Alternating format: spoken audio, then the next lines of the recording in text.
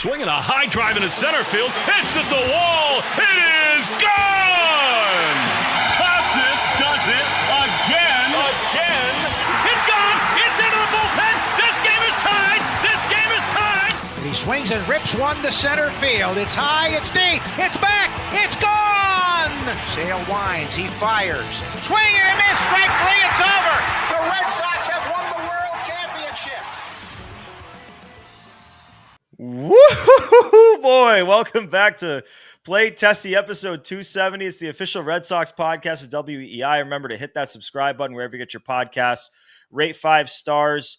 Find us on WEI's YouTube channel. Hit the thumbs up button on all our videos in the Play Tessie playlist there. And you can subscribe to WEI on that YouTube. Find us on the socials at Play Tessie on Twitter, Instagram, and TikTok. I'm here with Sammy. I'm here with Pat. And the regular season, 162 games, officially over, which is crazy because like the last few years when 162 games ended, it was a solemn, this was the season. And we're moving on, and like, here's how we think they can get better, and we'll wait and see what they say at the end of season press conferences. Complete opposite now, because obviously the Red Sox are in the postseason, and we were trying to figure out when we were going to record this show because Joe was at the Red Sox game, Pat was at the Patriots game, and we were talking about, do we do it early? Do we do it late? And like initially it was like, maybe we do it early, but then Pat was at Gillette and he had the delayed parking, and Joe was at Fenway, and the Red Sox game started 2 hours after the Patriots.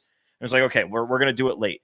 And I'm glad that we did it late because my thoughts earlier in the day after the Red Sox won their game and the Blue Jays were up 1-0 and it was clear it was going to be Red Sox Yankees, my thoughts were just all over the place. Like I could not put together a real thought, a real take, and to be honest with you, I still am just all over the place. So I'm really hoping that this podcast can kind of like help me put my thoughts together, put my opinions together into one place, because I'm so excited that this team is going to the postseason. That said, like the way that this postseason is structured, they could go to Yankee Stadium, lose 2 games, and not play another game at Fenway Park. So from that point of view, it is nerve-wracking a little bit. But before we get going, before we talk about the Yankee series, so Sammy and I were at Fenway Park for the Red Sox clincher. We got to go on the field after. And Sammy talked about it on the radio the next day with Bradfo, but it was like just one of the nights of our lives. And it was fucking amazing. And I was really sad that Pat couldn't be there, but Pat also didn't get a chance to talk about the Red Sox making the postseason, which Sammy and I dropped a 10-minute mini bonus episode live from the field about that. But Pat, you haven't spoke. You weren't on the radio the next day. Like the Red Sox made the postseason. I know you had your doubts at points in time. And I know that the last episode you claimed you were worried, but I think you knew, and you said it too. It's like, the math was there. They're probably going to make it. But at the same time, you're scared shitless until it happens. Well, it happened. Now that they're there, how do you feel? Yeah. I mean, going into the Detroit series, it was cautiously optimistic, which I feel like is an over exaggeration, because not that it was ever really in doubt, but it was just that slim chance that it wouldn't happen that really was nagging at me. The good thing is it happened.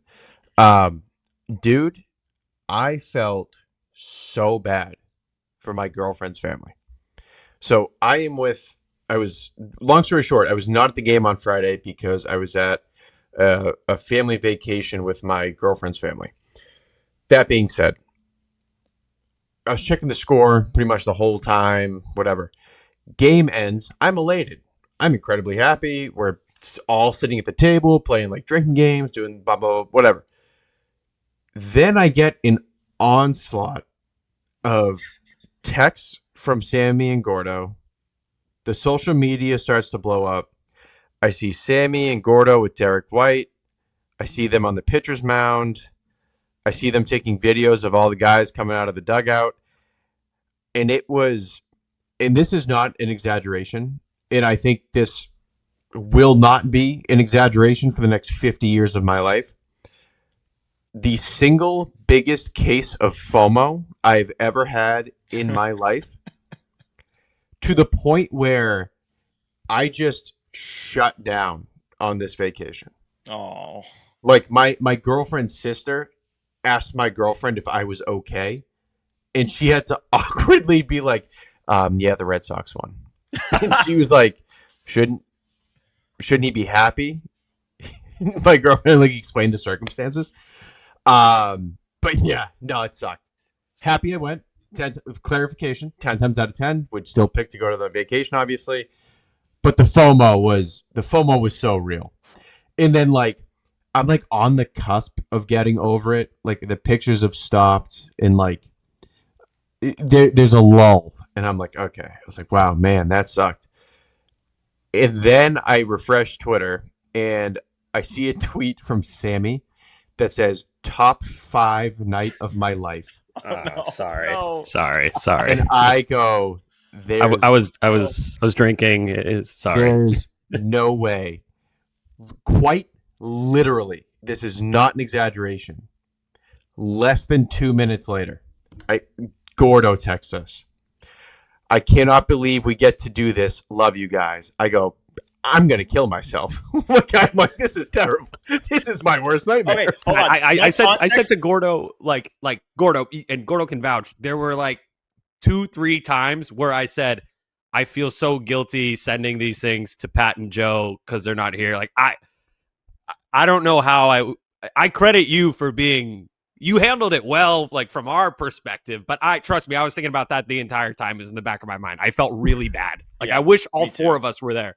Swear, I felt terrible. By the way, hold on. The context behind the "I can't believe we get to do this" text was not in regards to the get to go on the field and like be a part of the celebration, whatever. Oh yeah, it was about the whole body of everything we get to do all throughout the year.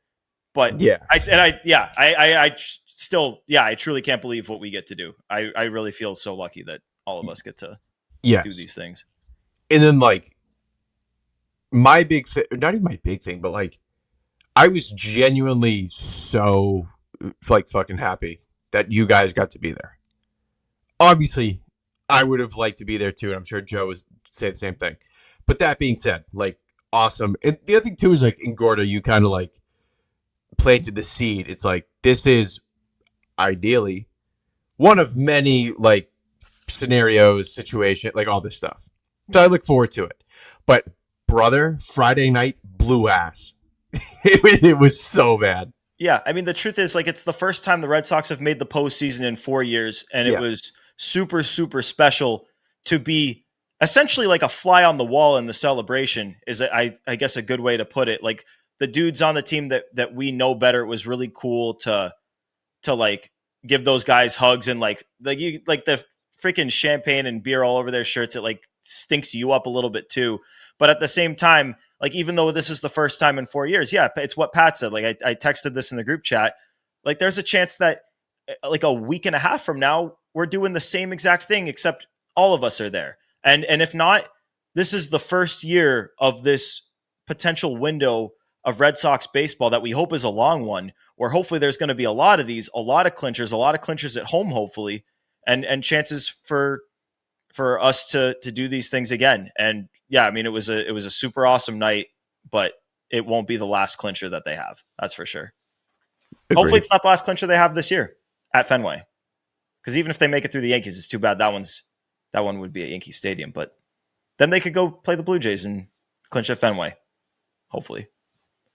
But Sammy, top, just before we move on to the Yankees series, because obviously we got to spend the majority of the show on the Yankee series. But let's, from your perspective, like, highlight or two from that night, not the game, talking purely post game. Okay. Trying to think. I gotta be careful. Yeah. Derek Lowe was really cool. I didn't know he was going to be there at all. They showed him on the Jumbotron. He was in the Legends suite, I believe. And then he was in the celebration after the game, and he was one of my favorites growing up. I remember getting yelled at by my Little League coach because, like, this was Little League, so I was very young, but every time I would throw a strike, I would do his fist pump thing. And my coach had to be like, hey, Sam, don't do that every pitch. It's not okay. And I'm like, oh, sorry. I really like Derek Lowe's. You know what I'm talking about? This thing where he like does the bottom to the top fist pump. Yeah. So that was cool. I spoke to Yoshida for the first time, very briefly. Just said, "Congratulations, Masa," and he said, "Thank you very much." And I gave him a fist bump. And he had very soft skin. That was really funny from my perspective because, like, I think we were talking to Pete Fatsy's brother and dad at the time, and you run over and you go, "I just talked to Yoshida." It was like, oh my god. Yeah. And you guys know me. I've always been a huge Yoshida guy, a huge believer in yeah. Yoshida. Never said a bad thing. Did not say anything about they should DFA him or anything. So this was just me meeting my guy, if you think about it. So, yes, Derek Lowe, he might have been having the best time out of anybody there, to put it that way. He was having a lot of fun.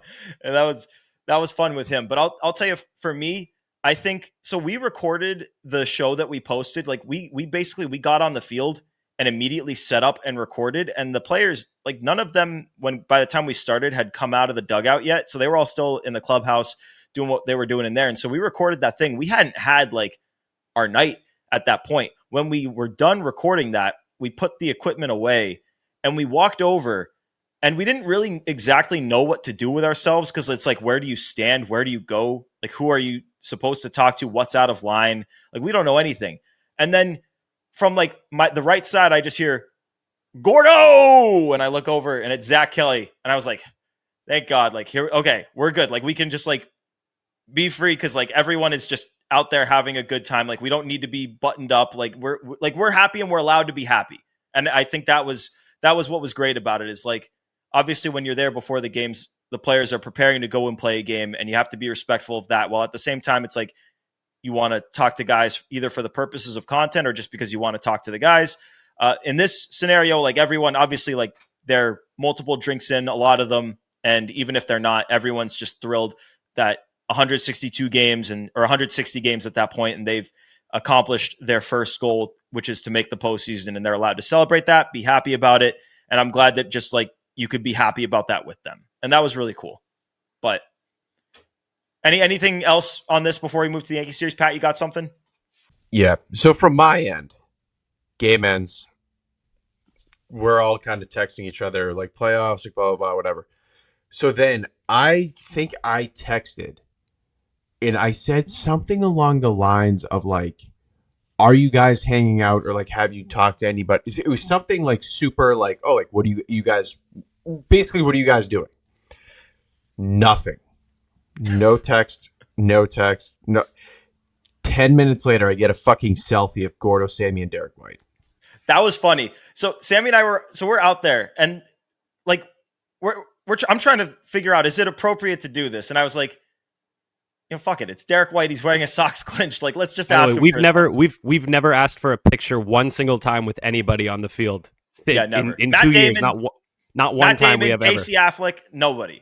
It's a no-no. You don't do that. It's normally a no-no, but circumstances. Pat, I was right there with you because after that selfie and you said, how you guys doing? That was 10 minutes after, and it took 20 minutes for Sammy just to say, this is wild, and Gordo saying, never seen a man drunker than Derek Lowe. Yeah. He was feeling it. Yeah. He was having a good time. By the way, Pat, you want to get tickets to Super Bowl 60 and try and get field passes and not include these guys? Yeah. Yeah. We're going to have our own fun without them. That sounds lovely. So you guys will see maybe the we'll hoist Patriots. the Stanley Cup. Maybe we'll hoist the Stanley Cup and not invite them. You guys got to go to you guys got to find the bar where the next champion, where whoever wins the World Series, fly out wherever that game is taking place, find the bar that they're a part of and get into their little rope access and start hoisting trophies. No, I'm gonna get Pat on a duck boat. We're gonna force our way onto a duck boat after they go on this magical run and win the World Series. Yeah, I got some connections. Yeah. And this is coming from the guy who called them done about a month ago. I called them done like 4 times, Joe. Yeah. I love baseball, dude. I love this season. I love the ups and downs. And I guess that's a good transition into this mountain of a series that we've got in front of us. That's only a best of 3 series, but like, newsflash, if you live under a rock, the Sox are going to the Bronx to play a best of 3 series against the New York motherfucking Yankees, which, yeah, in my lifetime, I've seen the Red Sox play the Yankees. My first baseball memory is the Aaron Boone walk-off home run in 2003. The Yankees beat the Red Sox in 03, but since then, the Red Sox obviously came back and beat them in 04. Long time without facing them. They beat them in 18 in the division series. They beat them in 21 in the wild card game. And now this whole new iteration, 3 games in Yankee Stadium. And to be honest with you guys, like, I give me guidance here, because I truly do not know where to begin. I actually do not know where to begin. And I guess maybe my main thought that I have concretely come together with is that the Red Sox are not going to take this series unless they take game 1. Is that a crazy thought? They have to win the Crochet game. Yeah, I mean, not technically, but you're not going to feel good at all if they lose that Crochet start. That's their best shot by a mile. I don't even think that's at all controversial. I will feel sick if they lose the first game. Obviously not over, but back against the wall in the strongest way. You got to win 2 in a row, Yankee Stadium, without your ace. That would be tough. So yes, got to win game 1. That maybe what I said is an exaggeration, but that's the path. Like, if you want to, like, let's be honest with ourselves here. The Red Sox are going to Yankee Stadium without Roman Anthony, without, like, they've got injuries all across the roster, and obviously Roman Anthony is the pinnacle of those. But you're trying to go in there and beat the Yankees, who are playing really good baseball, while the Red Sox, since Roman Anthony went down, have played okay baseball. Okay, so the path is winning the Crochet game and then seeing what happens in the next 2. It's not that they can't, but, like, that is the path. Pat, am I wrong there? No. I mean, if you have any hope to win the series, you have to win game 1. You cannot waste the Crochet day.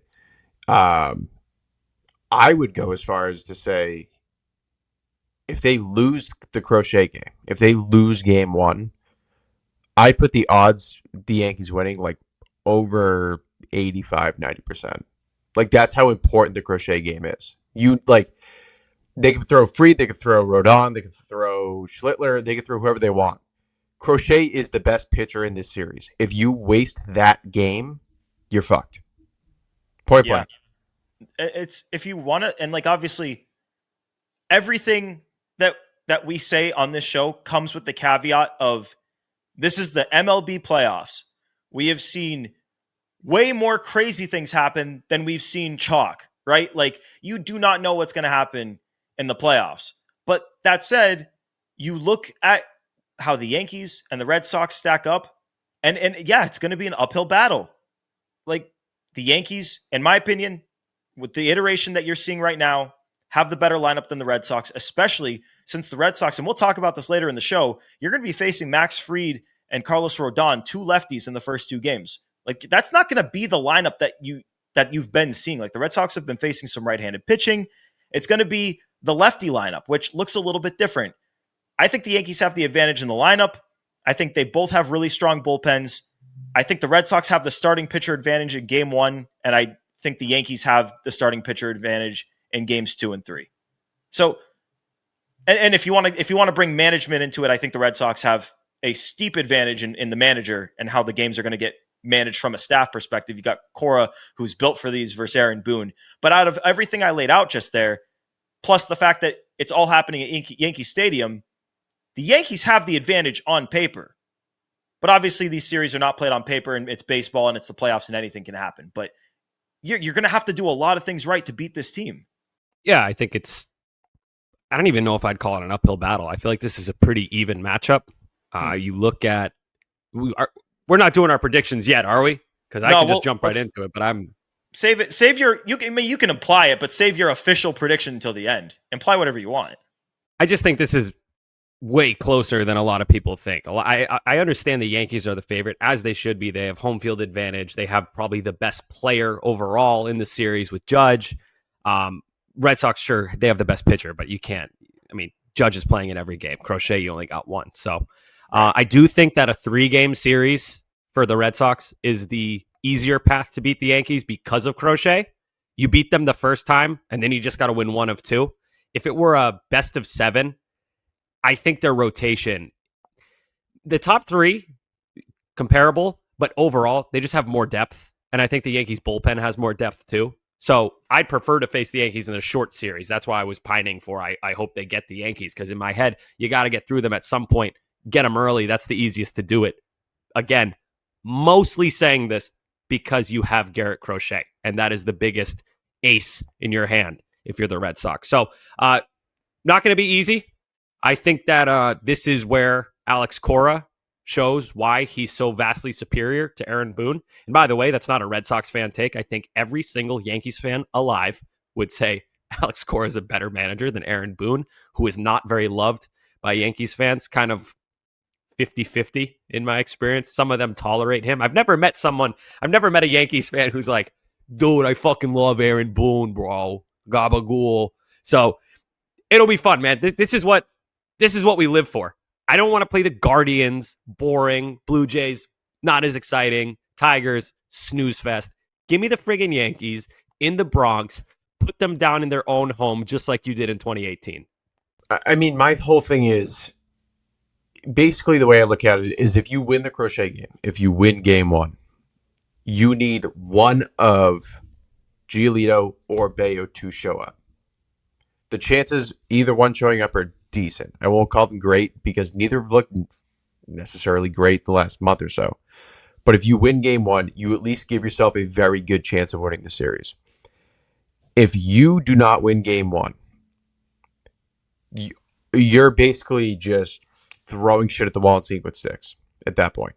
Because if Bayo starts to struggle, the second Bayo starts to struggle, you're talking, you're going early, you're going totally, you're just emptying the clip in game two, and then game three is an absolute just crapshoot. Like, you cannot put yourself, aside from a game three, in a must win. Like, game one is an absolute must win. And I get it, it's playoff baseball, anything can happen. Rodon could come out game two and just suck. Like, it's possible. I understand that. That being said, to put yourself in a must-win in game two totally and completely, utterly fucks you in game three.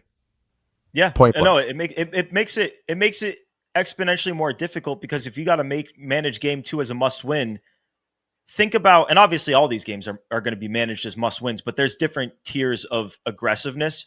Look at what Cora did in the first game of the Tiger series when he got Kyle Harrison out of there. And I think that when he would come in to pull Kyle Harrison or whoever the starter in any of these games is, like if it's Bayo or Giolito or whoever, depends on what the series score is.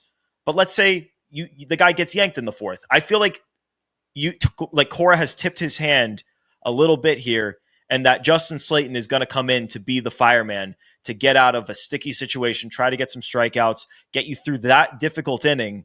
And then you can kind of go to your sort of lower leverage guys. If you need length, maybe if you're ahead in the series, you can do that. Or if you're up 1-0 in the series and you're down 6-0, like, yeah, that's when you go to whoever the long man is. But if they're down 3-0, like, yeah, they're going to do what they did on Friday. They're going to go to Slayton, and then they're going to go to Matz, and then they're going to go to Weiser. And then until you can finally get to the 8th and 9th, and maybe even they stretch Whitlock for 2, or maybe they even go to a starter.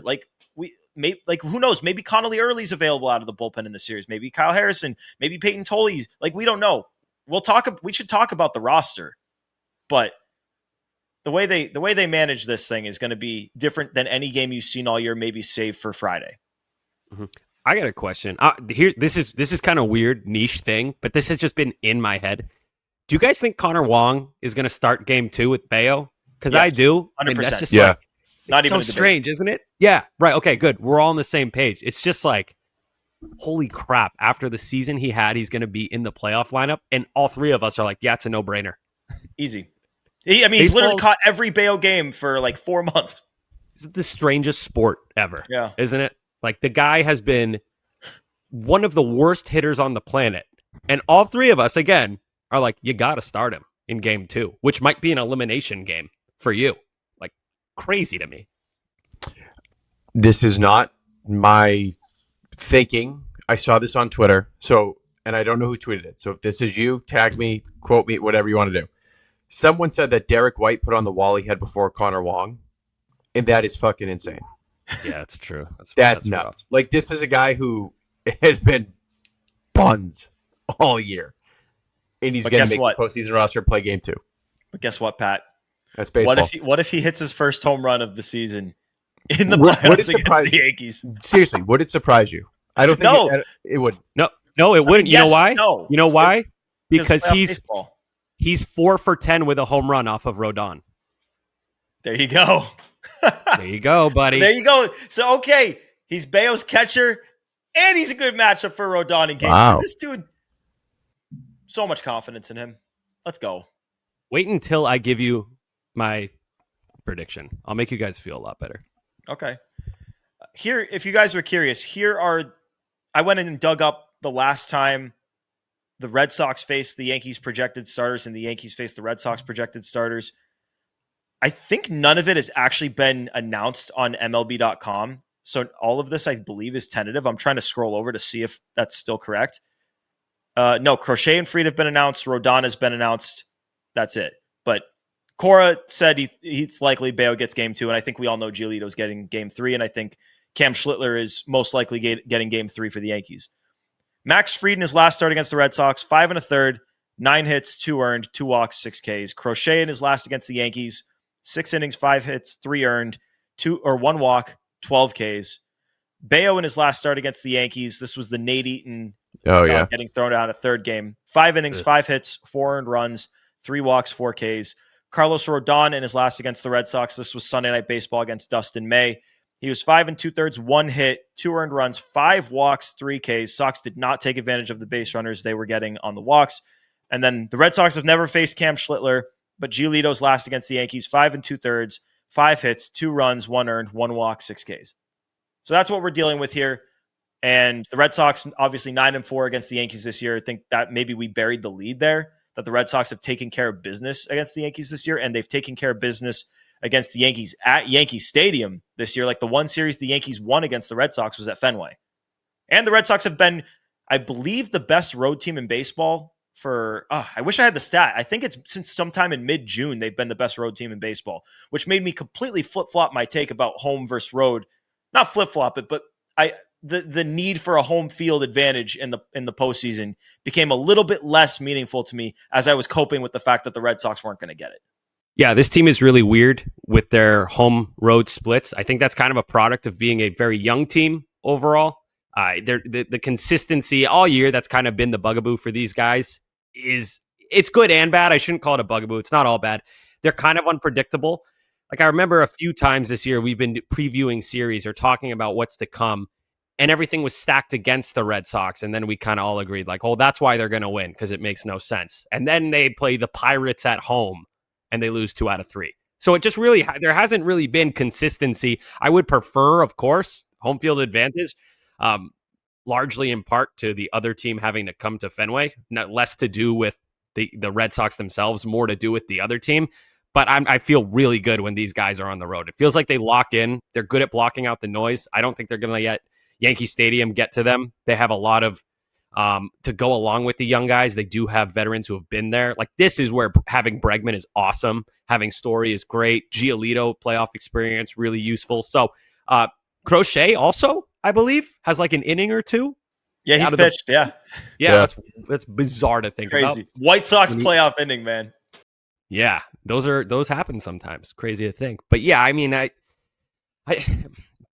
don't want to sound like a hardo Red Sox fan. I'm just not moved by the new Yankee Stadium. It's not the same fear that I had when I was a fan and the teams used to play at old Yankee Stadium and all the ghosts of everything that had happened there.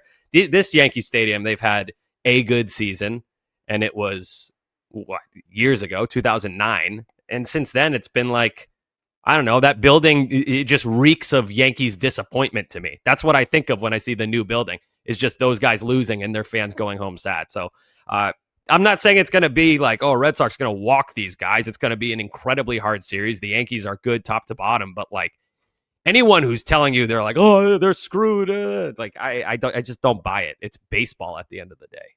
Sox. The other thing too is, so you have the road record, which works in their favor. They went 32-20 against the AL East this year. Like they're very good at scouting the in-division opponents. And it's kind of felt like that. I think like the Yankees fans that I know kind of say the same thing. It's the Sox kind of have the book on the Yankees in the terms of the scouting department. Like they know how to attack guys. They know where the weaknesses are. They know how to exploit the weaknesses. Like even like I think it was last year, 2 years ago. I think it was last year when they stole like 6 bases on Jose Trevino. Like they find these little cracks in the armor of every team in the AL East. They're kind of this year is the first year they kind of really put it all together and are able to expose everything. So and like that's where AC comes in. Like Cora, for them to win the series, you need to win game one. Obviously, you can't waste Crochet. And then Cora has to be Cora. Cora has to manage laps around Aaron Boone, like he historically has. To be fair, but like those are like on Sammy. I think you said it on paper. Like the Yankees are a better team on paper. This should be a good series. It's those kinds of things where the Red Sox are really going to make up ground and have a chance to win the series. It's the managing. It's the scouting, it's exposing the weaknesses. It's all these tiny little things that hopefully add up for them to advance to the ALDS, beat the Yankees. That's their hope right now. So I want to get into the lineups. I talked about how we were going to get into that. But before, to set the stage for this, I'm going to give you guys 3 names, and you're going to pick 2 of them to make the roster. All right? Nate Eaton, David Hamilton, Nick Sogard. Pick 2. Easy. Actually, this is funny. We spoke about this on radio yesterday with Bradfo. And I chose, and this wasn't a popular answer, Nate Eaton, you got to bring on. He's been on fire lately, and he crushes lefties. You're probably going to face 2 lefties to start the first 2 games against the Yankees. So that's a no-brainer to me. He also backs up Bregman. He's like the only backup third baseman, really. So in case of emergency, you need him as well. I also feel like that guy is very military background. I don't think he's going to be at all rattled by Yankee Stadium. He's very like eyes on the prize, does not get shook. And then my other one, I'd go Sogard, man. I think you got great speed off the bench with Eaton. Whether he's actually, if he's starting, you don't, but you have other guys with speed off the bench in that case. But I'm saying this because pretty much the only reason Hamilton would be in there would be the speed off the bench. And I think in this scenario, it's way more important to have a Swiss Army knife guy like Sogard, who can put the ball in play when you need it, which is funny because he struck out 2 times in the last game of the season, but we don't have to talk about that. I like his contact game. I think the best example of it is the game where he hit that little ground ball to drive in Nate Eaton to win the game. So that's why I'm thinking Sogard. Also more versatility than Hamilton. I know Hamilton can kind of like fake it at short, but so can Sogard. He can also play third, so it's not just Eaton backing up Bregman in that case. I think that's the way I'd go. That said, that's not a strong lean with Sogard. It's a strong lead with Eaton. Like, I really think he has to be on the roster. With Sogard, it's like 60-40. Like, I slightly prefer him, but if the Red Sox went with Hamilton, I get it, because Eaton's fast, but Hamilton's fast. So it's a good question because there's no bad answer. Pat, I can tell by your face when he said it that you're going to say something different here. Yeah, I'm going to go Eaton, and I'm going to go with Hamilton. And I say that because since Roman has gone down, it's obvious. Like, they've really struggled to get runs across. In the playoffs, you need to get as many runs across in any way, shape, or form that you can. Having Nate Eaton and David Hamilton on the postseason roster just maximizes your ability to play late inning small ball. And Sammy, I agree. Like Sogard's contact game is super valuable. If you can pinch hit him late in the game, like even in like a game 2 where maybe you prefer Sogard over Narvaez before Narvaez takes over for Wong kind of thing. Like, I appreciate that. But just based on what the day-to-day lineup looks like, I think the speed is more valuable than the contact. And I think I would lean more so Eaton and Hamilton right now. That's totally fair. I don't think that's a bad take at all. Like, I actually think you're going to be right in the end. I would just go with Sogard. I think I just love a guy like that off the bench. Like, well, hold on, Swiss Army knife. Let me pause you because I would take Nick Sogard and I would start him in both the first 2 games. Whoa. Second base? Yeah. Because, okay, that's basically, not that crazy. Yeah, Romy at first. Basically, yeah. The question is, would you rather start Lowe at first, Romy at second, or Sogard at second, Romy at first? And then if the answer is Sogard at second, then the question becomes, because I've now chosen Eaton and Sogard, so I'm leaving David Hamilton off. But in the lineup I'm going to put out here, I'll read it to you position by position. I didn't make an order. Catcher Narvaez, first base Romy, second base Sogard, shortstop Story, third base Bregman, left field Duran, subject to maybe there's a conversation there. Center field Rafaela, right field Eaton, DH Refsnyder, which on the bench leaves Wong, Abreu, Yoshida, Lowe. Not a lot of speed there. So then the question becomes, do you put Hamilton on the roster? I mean, you can't take Yoshida off. He's been the best hitter. Do you take Lowe off because you're facing two lefties in the first 3 games? Or do you just go without the speed option off the bench? Because to me, I think you need those dudes to be able to pinch hit more Gordo, than you need the pinch runner. I don't think you can start Duran in game 1. I So think who would he you has start to be over on him? the I bench. agree. That's a conversation. Who would you start over him? First of all, the reason I'm saying that Duran is 0 for 10 with 5 strikeouts versus Fried. He does not, and he has been awful against lefties lately. So and he sat against Max Fried last time Fried started. Yes. So it's something they've recognized before. Yeah. So what would I do in the outfield? I'd go Eaton and Refsnyder on the corners. Don't care which one, which. Probably Eaton in right field, slightly better. No, he's a better defender than Refsnyder. And then Ceddanne in center. So who's your DH in that case? You've now put Refsnyder into the field. Now you've got your options. If it's not Duran, your options for DH in the roster that I just gave you are Wong, Abreu, Yoshida, Lowe. What they did last time was they caught Mayo with Wong, and then they DH'd Narvaez. I don't think they're putting Wong in the lineup here. So Wong is 3 for 6. You're talking game 1? Yeah. Because game 2, Wong's going to be catching. He's 3 for 6 off of Fried, but I can't DH. How many of that is this year though? Because this year Wong is different than I don't know what the hell I'm not sure how much this year, but I can't do that. My DH, Yoshida? I might just go Yoshida because the hot bat, and you need I don't want lefties in the lineup as much as possible against Fried, but that'll make it tougher for Boone late in the game if you have Yoshida. And plus, like I said, you ride the hot bat, not to overthink anything. Just you put your hot bat in there, put him between some righties, and I think it's not the worst thing in the world. And good contact again. Pat? One thing that we have not talked about, which plays tremendously into the whole Hamilton, Sogard, Eaton situation is, what if Marcelo's back? No, he's not going to be back. I wouldn't, even if he was, I wouldn't. It's not. I would, yeah. It's just defense with him. He just started taking ground balls. Yeah. You can't put that on him either. That's a tough spot. Yeah. Dude, tough spot. Agreed. So the core quote was throwing me off, but I agree. I would hold him out bare minimum DS if they get there. I'm just, I think it's famous last words to say I'm going to die with my guy, which if they put Duran in the lineup, that's the argument for it, is he's one of the best players on the team. He's one of the leaders of the team. The team has gone on his back for multiple years now. He's their dude. But at the same time, if this were a regular season game, good chance he sits it. So why would you change that for the playoffs just because, you could be dead in 2 games and you want to make sure Duran is in there because you don't want to lose without him in the lineup? Well, as you said, Sammy, he's had a really bad year against left-handed pitching, and he's 0 for 10 against Max Fried, you said?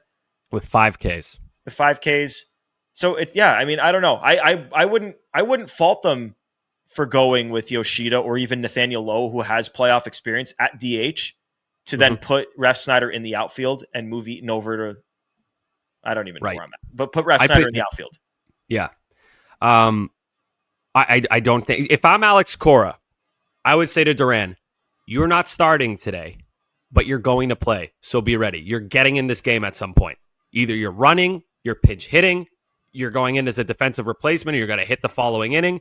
You're going to play. So don't be all, woe is me, because you're not in the starting lineup. You're 0 for 10 with 5 Ks against this guy. We don't want to put... I'm the manager. I'm Alex Cora. I'm making sure I'm not putting my guys in a disadvantageous spot. Praise me. I'm Alex Cora again. Pat, if I'm trying to gather where I'm at with this. If would you start Duran against Fried? I mean, No, I No? wouldn't. I wouldn't. I would.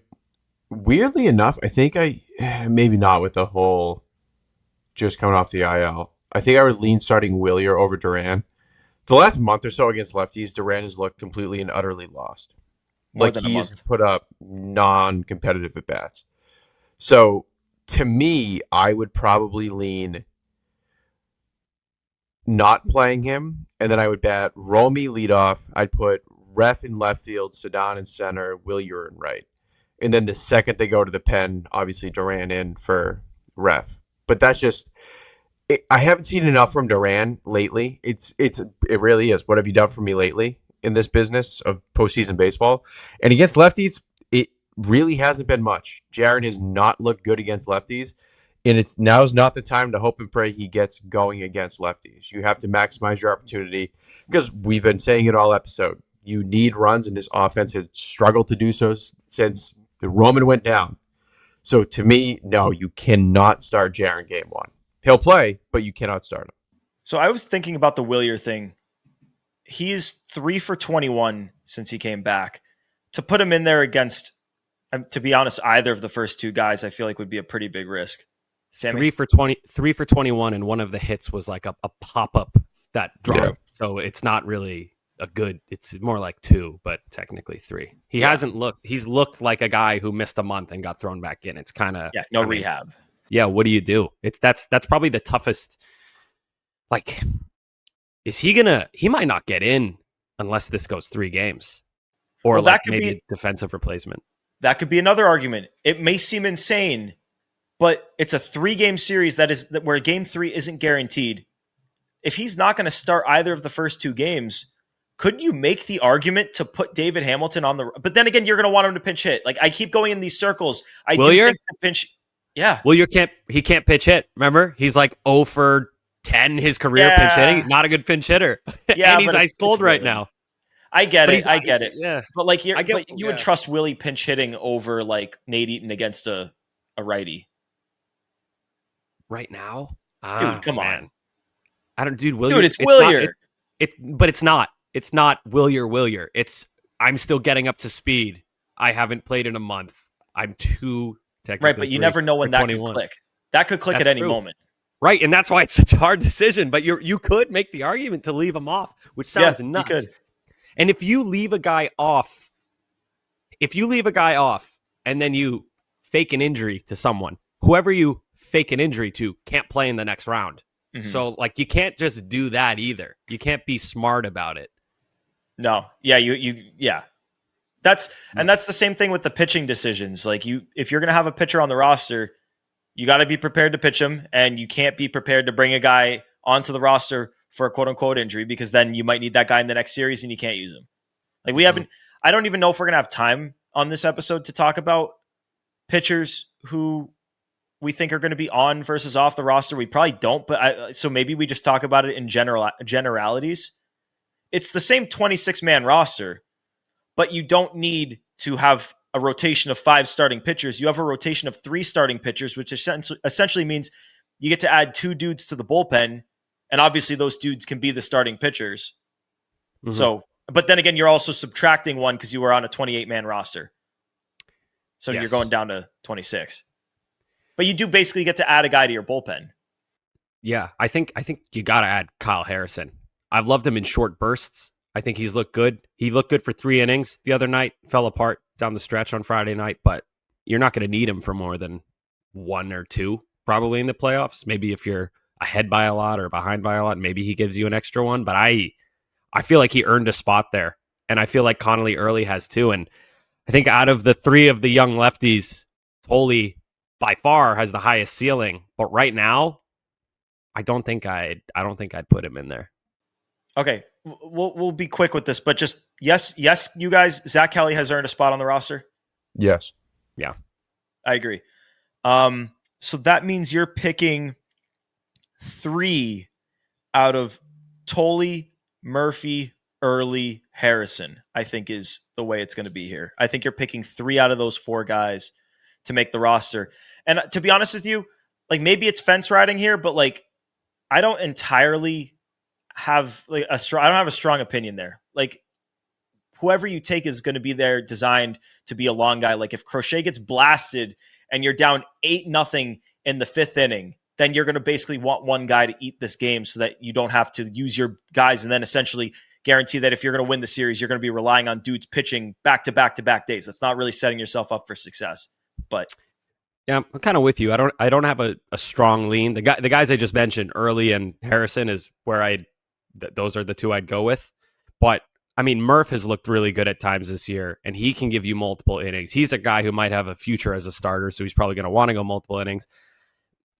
None of them make you feel amazing, and none of them are like, oh God, this guy can't be. This is friggin' Drew Pomeranz in the 2018 World Series where you can't even use the guy. Like none of them are like that, but none of them are making you feel fantastic.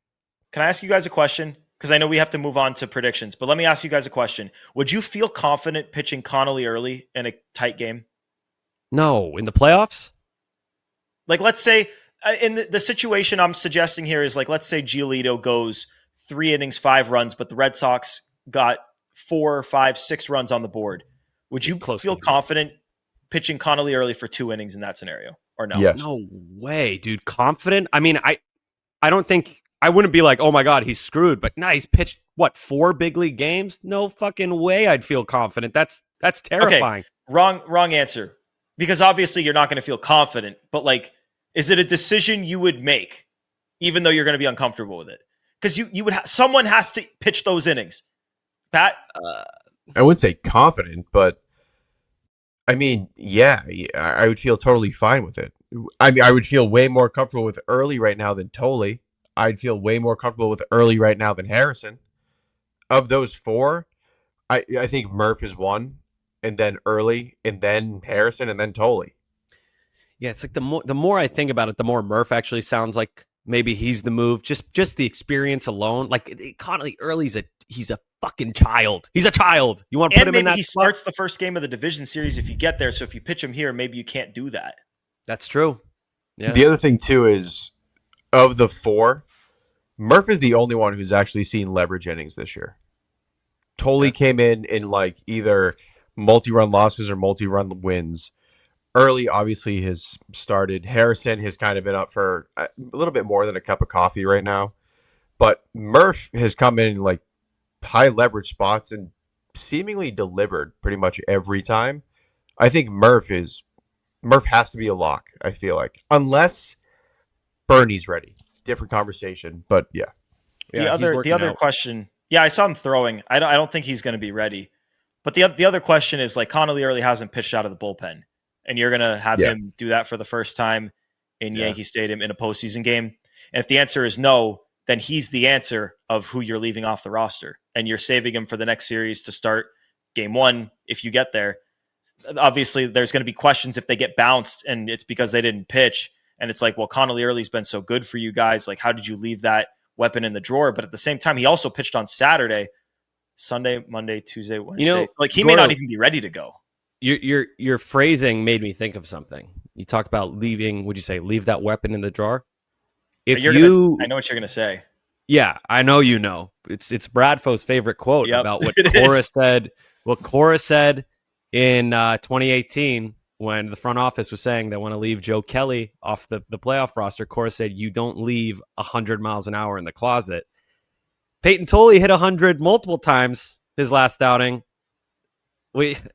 I wouldn't put him on the roster, but I don't think it's crazy to think maybe Alex Cora wants him there. Because that fastball, that's an elite big league fastball already. The reason it's getting hit is because the secondaries aren't there. But that fastball, I don't know, you could talk yourself into it. I think I'd probably put him on the roster.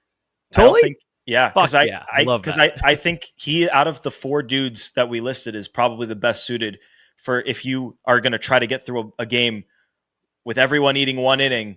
I probably trust Tolley for 1 inning more than I trust any of the other 3 dudes that we just said. And so like one or two of the other guys for a 1 inning burst. Yeah. If I need Harrison 3 innings, give me Harrison. Harrison's got 200 big league innings under his belt. People talk about him like he's a rookie, but he's pitched plenty. That No, means I something agree. to me. I agree. And Yeah, 100%. and he's got the biggest nostrils on the team. He does, yeah. No, I don't think I would. I think right now, and like this is going to change a million times, I'd probably leave early off and just trust that you can get through it, and you set yourself up with a game one starter because you're going to need it. Dude, to be honest, you're kind of convincing me to join your side with the early thing simply because of that game 4 thing. You're not going to need a game 4 guy. You're going to need him for the next series. And if he's never pitched out of the bullpen, he's only pitched in a handful of big league games. Where's the spot for him? What's the argument for him over Murph other than, oh, he's been pitching well lately, which is not a bad argument, but that's it. Should we do predictions? Yeah, let's do it. Let's jump right in. All right. Let's start with Sammy. Sammy, give me the positive prediction. I already know just from the conversation what we're all going to say, but let's be quick with it because we're running short on time. But Sammy, what's your prediction for the series? What do you guys think I'm going to say? I think you're going to say the Sox win it in 3. Okay. I think the Sox win it in 2. Here's why. So, obviously, Red Sox 9-4 against the Yankees this season. Max Fried, 20 playoff games, 5.1 ERA. Bregman owns him. Eaton's 2 for 3. Romy's 2 for 7. Carlos Narvaez 3 for 6. Story has 2 home runs. Even Connor Wong is 3 for 6. Crochet 3-0 against the Yankees with a 3.29 ERA this year. That's 27.1 innings. That's a pretty big sample for a head-to-head. Only Rosario, Bellinger, Stanton hit him well. Judge is 3 for 15 with 11 strikeouts against Garrett Crochet. Yes, he had that 1 home run, which admittedly was pretty sick. But other than that, he's done nothing against him. So I think that matchup's great. The other guy who hits decently well against Crochet is Volpe. Please, Aaron Boone, put Volpe at shortstop in a playoff game. I fucking wish. What's up? Doesn't Rosario hit Crochet really hard? Rosario owns Crochet. Really hard. That's like the Enrique Wilson equivalent of so. But that's it. The other guys I listed, Bellinger 2, but Stanton, he's 2 for 7. But I wanted to give him credit because that's something off Crochet. And then it's also Volpe's, Garrett Crochet. He's very good. Yeah. And then Volpe's similar, but Rosario, complete butcher in the field as well. So I like that matchup. I also think the Yankees are just prone to pooping their pants. This group is not. This is not your early 2000s serial killer mindset Yankees. Game 2, Rodon, 6 games in the playoffs, 6.64 ERA. That sucks. Ref Snyder owns him, 6 for 17 with a bomb. Ceddanne's got a home run off him. Wong, who's going to be starting, 4 for 10 with a bomb off of him. Bregman is only 4 for 17, but he's seen him a ton. I love that. Narvaez probably won't be starting, but he's 3 for 6 off of him. Then you have Bayo, pitched 19 innings, 4 earned runs. That's a 1.89 ERA against the Yankees this year. He's been a Yankee killer in the past. And on top of everything I've said, the Yankees defense, again, I'm going to reference Joe Kelly a second time. Bradfo, I hope you're listening. Just put the ball in play, and these guys will shit down their leg, just like they did in the World Series. Aaron Judge dropping the ball, Volpe doing Volpe things. Austin Wells could definitely throw a ball into center field if you run on him. I just don't. This Yankees team is good. I'm not saying they're not good. I don't think it's a good matchup for them. And I haven't even mentioned the managerial mismatch from hell for the Yankees. Good luck. Aaron Boone versus Alex Cora. Mismatch. I'm sorry. So, matchup-wise, defensively, managerially, I think the Red Sox have the advantage. I don't think it's a big advantage. I just picked them in both of those games to win. If it goes 3, I wouldn't be shocked, but I think these are going to be close games, but I'm taking the Red Sox by a smidge in both of them. All 3 of them. Take that. Oh, and by the way, if it does get to game 3, Cam Schlittler probably pitching for the Yankees, right? He's been awesome, but would you feel good with a rookie on the mound with your season on the line in any scenario, unless it's like Paul Skeens? I certainly wouldn't. That's a tough spot to put anyone in.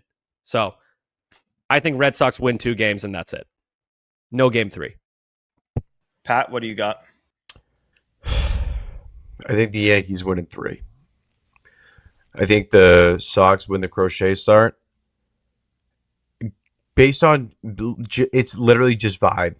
Just based on what I've seen off of Giolito in Bayo the last month, has not been good. Bayo, his last 3 starts, 5 innings, 4 innings, 5 innings. Walks were 3 walks, 2 walks, 3 walks. Earned runs 2, 3, 4. So he's not going deep. The command's not there. He's kind of getting lucky with the limited damage in a sense. The command's spotty. He just hasn't really looked great. We talked about it 2 episodes ago. We really wanted to see more out of him going into the playoffs, and he just frankly didn't deliver. And then Giolito's more or less the same. His last 3, 4 2/3, 4 1/3, 5 2/3. He is so good at limiting damage. That being said, he's not great or hasn't been great lately of not putting himself in really, really bad situations. He's another one too. The command has been real bad lately. Last start, 4 walks. Start before that, 5 walks.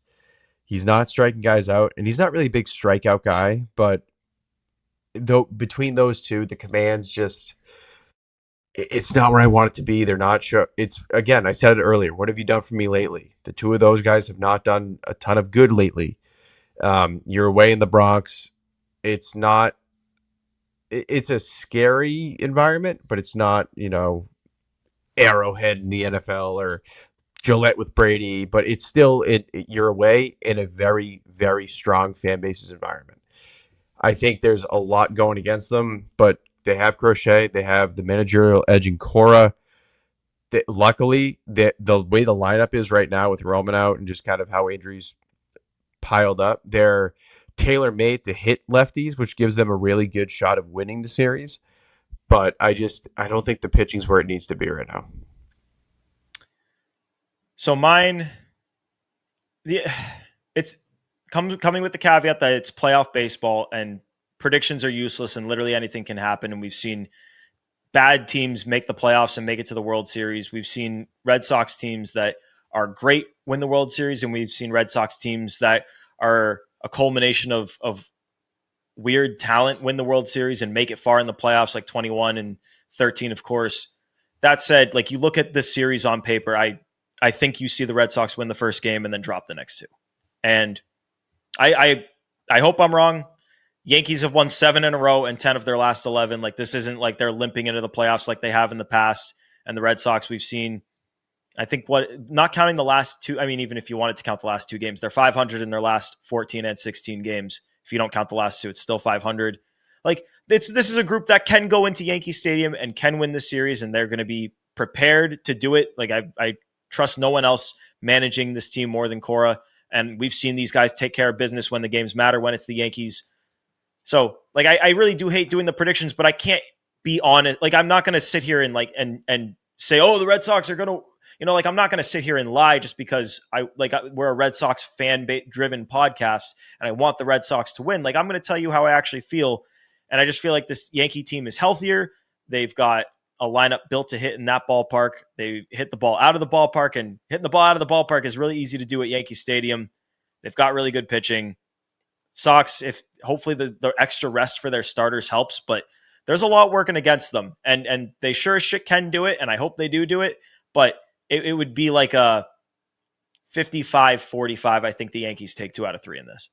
Like it really is. It's playoff baseball, and anything can happen. And I feel like predictions are way easier to make in the regular season because it can kind of feel scripted because you can look at the pitching matchups, you can look at how teams have been trending, but like everything changes when you get to the postseason. So we could easily get into the playoffs and see the Red Sox stomp all over the Yankees. We could also see the Yankees completely overmatch the Red Sox, and nothing would surprise me because it's playoff baseball and anything can happen. But we're doing predictions. That's my prediction. I hope I'm wrong.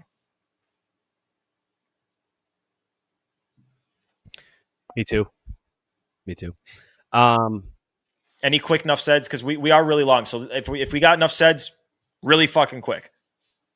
Go ahead. All right. All I was going to say is I hate that these games are at 6:00. I think that's stupid as fuck. Put them at 7. Like we don't need, it's okay if the games overlap a little bit. Like for the love of God, give people time to get home from work. Hell, for the Yankee fans' sake, give them time to go to the stadium. But like, yeah, 6:00 sucks. I hate that. It's not a big game. Not a big game time. It's my thought. Okay, so I quickly want to make a funny comment. I saw Bob Nightingale tweeted about the Tigers' collapse, which, they still made the playoffs. He called it the worst collapse in like MLB history, something like that. And I jokingly tweeted, "Congrats to the 2011 Red Sox. You're off the hook." Dude, no. The 2011 Red Sox, way worse. Way, way, way worse. People thought I was serious. I was like, okay, I thought this was pretty clearly sarcastic. Like that, they missed the playoffs. The Tigers are in. They popped champagne last night. Like it sucks. They lost first place and now they have to play an extra round. Like that's embarrassing. And it was a bad collapse. But 2011 Red Sox, go YouTube 2011 Red Sox fans if you don't agree with me, and try to tell. The last night of that season was like a horror movie with the Yankees. So Red Sox lose on a walk-off. Robert Andino, Carl Crawford dives, can't catch it. Papelbon blows it. Game over. And then you have to switch to Yankees at Rays. And you're a Red Sox fan. You have to root for the Yankees. So you're rooting for the Yankees to save your season. And then they blow it on a walk-off. And it's like a historic walk-off for the Rays. Not close. Not close at all. Put the kibosh on that right now. Tigers collapse bad. 2011 Red Sox 1,000 times worse. Sammy, then where would you say the Mets collapsed? Because the Mets didn't make it, and they were at one point had the best record or one of the best records, I think, in the National League. They had the best record in baseball in June, I think. Right? Yeah. Oh, was it that? Where do you put them? So I think that needs some nuance because it is true they definitely collapsed. But on paper, I thought that was the most overrated team in baseball from the jump. I thought it was so insane. Talk about a narrative getting out of control with very little backing. Dave Stearns gets hired by the Mets. Everyone's like, this guy's unbelievable. This guy, look what he did in Milwaukee. I'm like, yeah, he was solid in Milwaukee, but why are we talking about this guy like he's friggin' Dave Dombrowski? Like the shit people were saying about him was insane. Like, sure, if I were a team, totally cool having him as GM. I think he'd do a good job, but that's where it stops. Then he gets the Soto thing done. Him and Steve Cohen get that done. Everyone's praising the Mets, rightfully so. They went out there and they spent money. They got the biggest free agent on the market. That's friggin' awesome. Congrats. And then they get Manaea. Great, some depth. He's good. He was good last year. Kind of overperformed, whatever. Still good to have. And that's it. Clay Holmes, whatever. Their rotation was like Kodai Senga, Clay Holmes, Manaea, and then they're like, Canning, who they're like, we'll fix this guy. He's got a Gold Glove. And he was great. Yeah, for like a minute. And then Patterson or whatever, he was good for a little bit. But like, look at that team on paper. How could you look at that team and say, that's a good team? They're going to go deep in the playoffs. I thought that was fucking crazy the entire time. So I'm less surprised that team melted down. I'm sure it was just as painful for those fans. But the 2011 Red Sox, that was like an all-star team, top to bottom, on paper, of course. Like Gonzalez, Crawford, Papelbon, all this pitching staff, Big Poppy. Like, look at that team. Veritek was still there. Bullpen was deep. Like, it not the same. Francona, like, just not the same.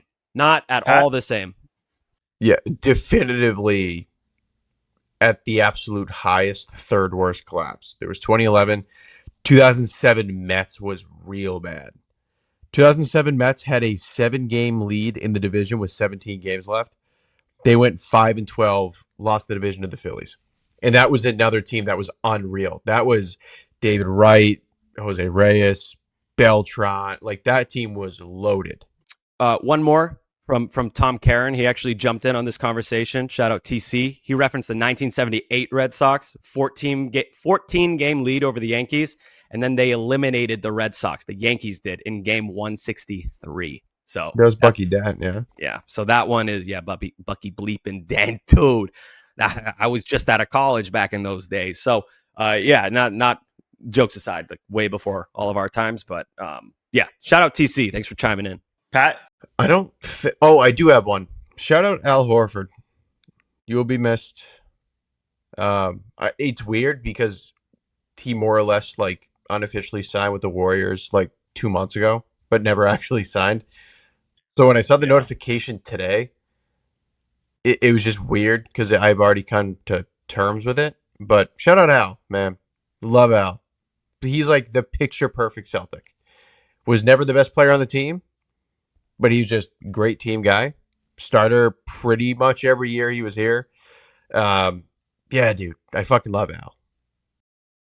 It takes a lot for a Celtic who left the team for the rival Sixers and the team that beat you in the finals and the Yeah. Warriors, and for me to still love him. So yeah, shout out Al. That's going to do it for Play Tessie episode 270. Remember, hit that subscribe button wherever you get your podcasts. Remember to rate 5 stars and find us on WEI's YouTube channel. You can find the Play Tessie episodes in the Play Tessie playlist. Hit the thumbs up on all of those videos. Remember to subscribe to WEI on YouTube.